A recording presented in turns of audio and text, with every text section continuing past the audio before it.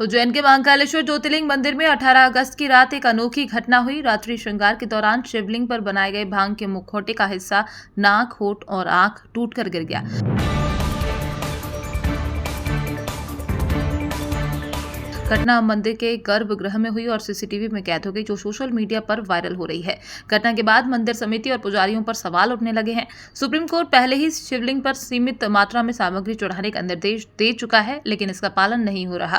धार्मिक विद्वानों ने इस घटना को अप्राकृतिक संकेत और त्रुटिपूर्ण श्रद्धा से जोड़ा है, जबकि कुछ शास्त्रीय विद्वानों ने शिवलिंग पर भांग से श्रृंगार को अनुचित बताया। देखिए, भांग के श्रृंगार का किसी भी शास्त्र में कोई प्रावधान नहीं है।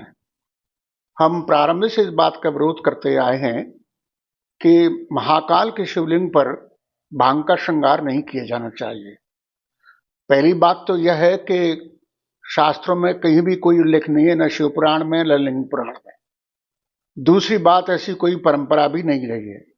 और तीसरी बात यह है कि भांग के श्रृंगार जो है, उसके कारण लिंग के क्षरण का एक मूड कारण उत्पन्न होता है। कई घंटों तक भांग लिंग के ऊपर रहता है, उससे शुष्कता आती है और इस कारण से क्षरण पैदा होता है। हमारा मानना यह है कि शास्त्रीय आधार हमने दिया, इन्होंने नहीं माना, लेकिन अब चूंकि श्रृंगार अपने आप गिर गया है, तो एक तरह से ये संकेत है स्वयं महाकाल की तरफ से कि भाई ये भांग का श्रृंगार उचित नहीं है। सबसे पहले हम बात करेंगे कि जो भांग का श्रृंगार किया गया है, श्रृंगार की अपनी व्यवस्था होती है। यहाँ पर दो मत परिलक्षित होते हैं। पहला परिलक्षण ये होता है कि देवता जिस विग्रह को पसंद करते हैं, उस विग्रह को स्वीकार करते हैं। यदि विग्रह में किसी प्रकार की त्रुटि हो या कहीं अशुद्धता हो, तो ऐसी स्थिति में देवता विग्रह को स्वीकार नहीं करते। ऐसा कहा जा सकता है कि जब विग्रह बनाते समय मानसिकता कहीं और हो या धर्म का प्रभाव न हो, तो ऐसी स्थिति में विग्रह का त्याग हो जाता है।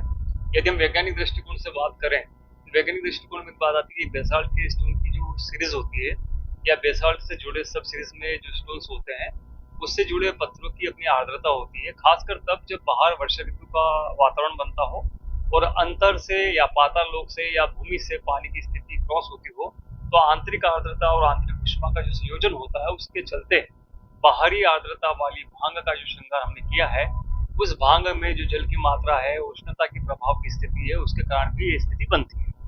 इसको हम एक प्रकार से और देख सकते हैं कि जो वर्तमान की घटनाक्रम है, ये ऋतु परिवर्तन का भी संकेत है।